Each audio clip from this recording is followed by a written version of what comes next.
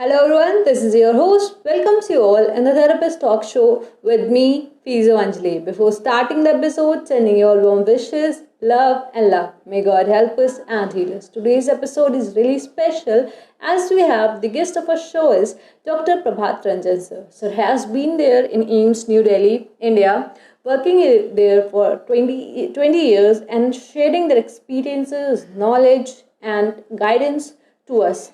Today, Sir is here to answer your questions, share his experiences and knowledge with us. Thank you, sir, for accepting the invitation and thank you for being here with us. Thank you so much, sir. Thanks for inviting Anjali. Thank you, sir. Sir, starting with your experience and journey of 20 years in AIIMS New Delhi, India. How was your experience there? Sir, if you can guide us and share your experience with us. Thank you so much, sir. As per my professional journey, I completed my BPT in 2001, January 2001, and I came to Delhi. I completed it in I think 2000 only in July. July I completed. Then 6 months I worked in Nagpur. I did my BPT from Nagpur, GMC Nagpur. And there I worked, and in 2001 I came to Delhi, January 2000. I remember the date, 26 January was the date. And I came to Delhi, and then I was working in a private hospital. Then after 3-4 months, I got my job in AIIMS Department of Cardiology as a trainee. Then a vacancy was there. Then I was recruited in the Department of Neurology. And since then I am working there only. First I was on ad hoc basis, and then in 2005, after I think 3 years of ad hoc service, I was permanent there through interview, and then since then I am working regularly, and it had been a long journey since then, and around 19 years I have spent in AIIMS as a physiotherapist. 19 years, sir. So it's really a long time there, sir.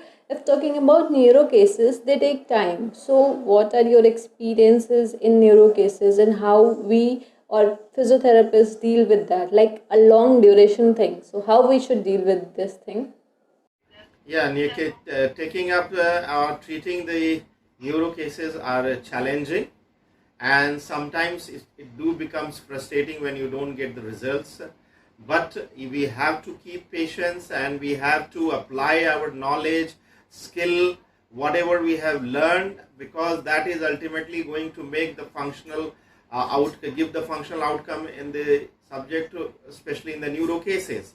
And I don't think that 100% of recovery is the recovery what we want to achieve. It is optimum level, whatever optimum level we can achieve in the subject, that will come through the assessment. We can assess the subject, and any patient assessment is very important, and that will help us in gaining or deciding that what will be the optimum level functional outcome in the subject who is having a neurological deficit.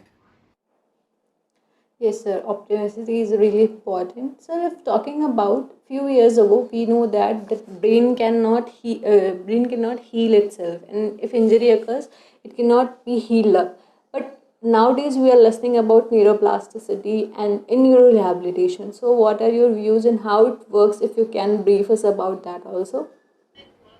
Yeah, neuroplasticity is the concept which has developed over the time, and many of the researchers have proved that brain can change at any level of the time, depending upon the practice, depending upon the feedback, depending upon your repetition. These things are very important.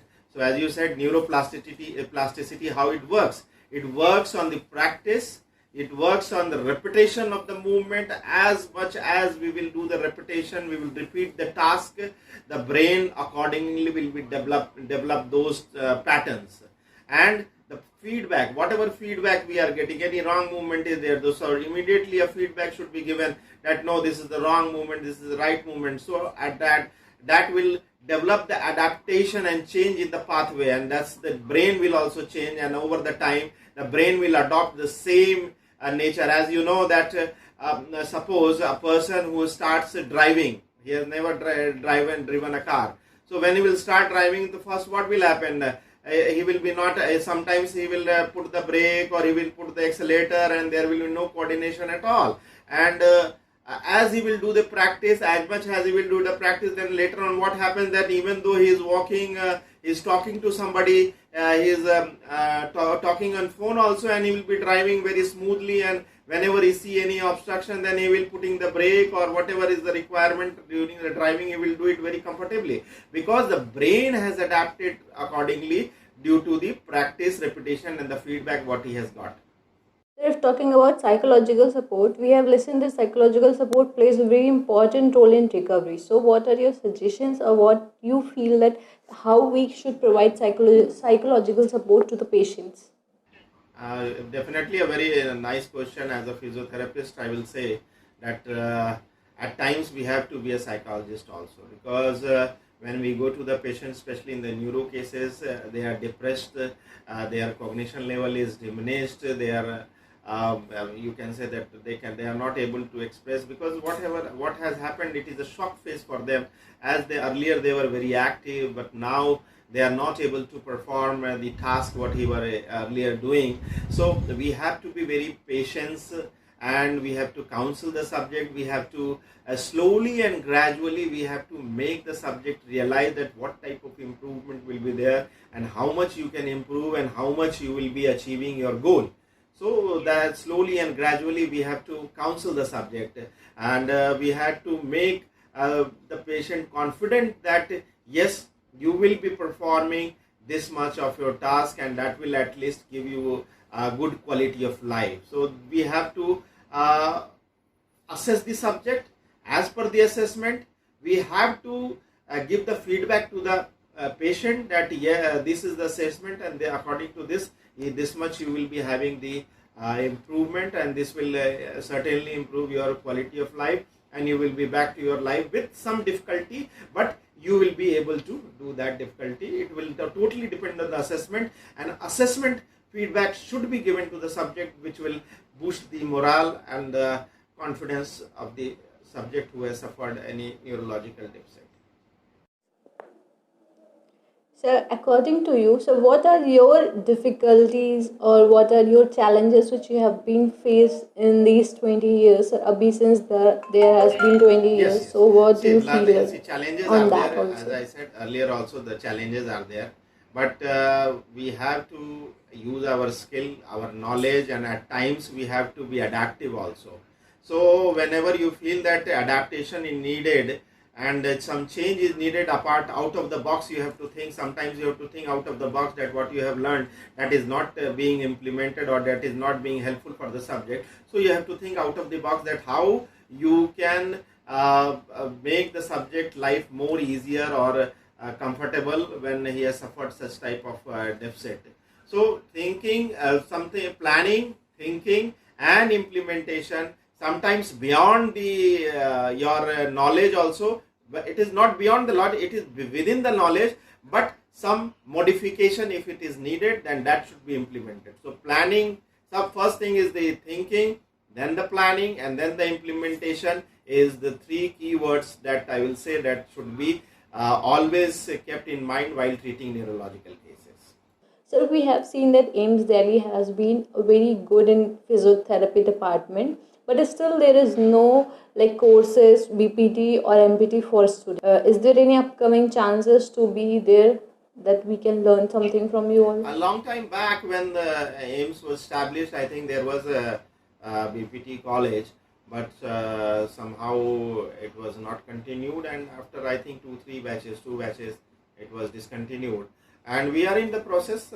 Some technical things are there, because it is a government institute, autonomous institute under the Ministry of Health and Family Welfare. So there are certain procedures to be followed to open the department and open the college. So that procedure, so I think in the future definitely there will be chance that a college may be opening in the AIMS Delhi premises.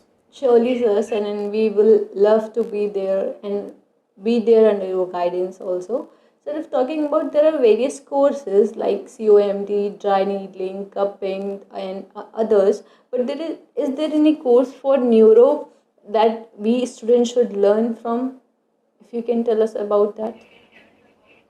Neuro, yes, definitely to improve your skill. As I have done my NDT courses, advanced and the basic courses with IBITA, and NDT association is there. NDT association is there. That is US based, and IBITA is based UK based.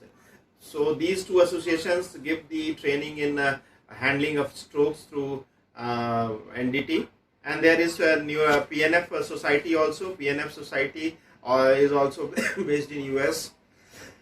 Sorry. So this also gives the training in developing the skill in PNF. Then some Parkinson's society is there. They do also grant courses for the Parkinson's disease treatment, their scale, UPDRS scale, and all that. So these are the courses. But in India, there is as such no any institute which technically or specifically gives.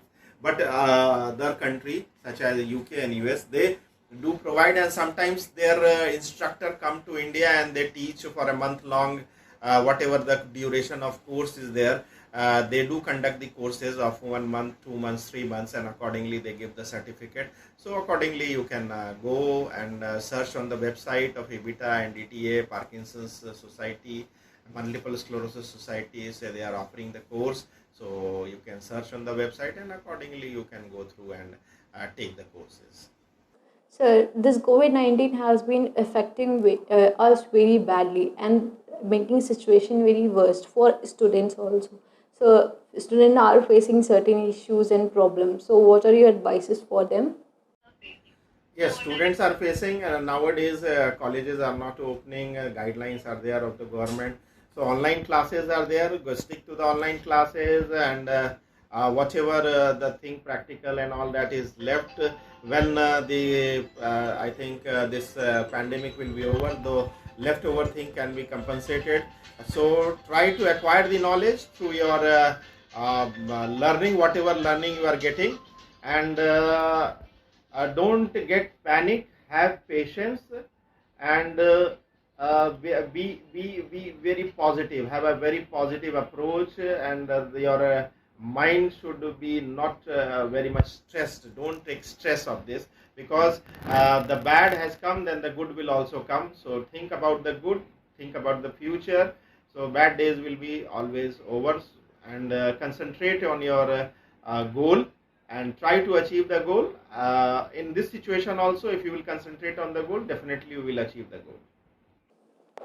The students are more worried that what we can do as a physiotherapist and how we can treat patients. If you can guide us about that also, according to the guidelines provided by WCPT and others. See, COVID patients, as per the protocol, pre and post COVID patients can be given physiotherapy as per the guidelines issued by the WCPT has also issued, or if the consulting or treating doctor, we can consult with them, and accordingly we can get the advice and then do the treatment. And many of the students can go for the social work also to help the patient, those who are in stress, or those who are in isolation or quarantine phase, because there we need to maintain the muscle properties, joints movement, and their stress level is also high. So with the exercises we can explain. So with the exercises there is secretion of some chemicals which do keep away the stress. Serotonin and endomorphins like secretions are there, and this will keep away the stress. So we can virtually also connect with them, or we can connect through their family members or close friends, so that they can also be feeling better with the exercises. Sir, there is a common question which has been asked oftenly by students, that after BPT or completing BPT, is MPT necessary or what? See, If you can MPT, explain from your point of view. one who wants to go for the practice, they can take with BPT also go for the practice. But the one who want to go for higher studies, do a specialization, want to go in teaching, and do want to do further a PhD and all that. So MPT is also advisable. That will definitely enhance your skill, your knowledge, and it will also help you in developing your practice also. Sir, at last, if talking about any positive advice to the students from your side.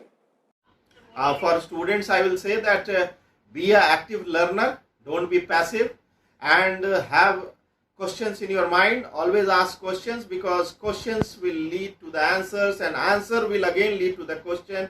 This will definitely develop your personality as well as your knowledge. Thank you, sir. Thank you, sir, for being there. Thank you for coming into my show. It's my pleasure, and I'm so honored and happy to be a part of this session. Thank you, sir, for giving us your time and being with us. Thank you, Anjali, and I hope that this will help the students also, and I wish you also a very best of luck. Thank you. And to the students, here are 5 quick tips which I have learned from sir. First of all, be patient, because neurological patients are really long-term cases, and we have to be patient. Second is, do your best and don't think that it will complete recovery or anything like that. Search for best and do your best. Third is, don't lose hope. There is no point of losing hope. Fourth is, do your best. And fifth one is, keep motivating, keep learning, and keep applying things, and also sharing with others. It will really help you and others also. So thank you for listening the show, and it's an honor to have you on this show, because it really means a lot to me. Thank you for joining in, and bye bye. See you soon. Till then, keep loving, keep sharing, and yes, don't forget to be kind to yourself. Thank you. See you soon. Bye.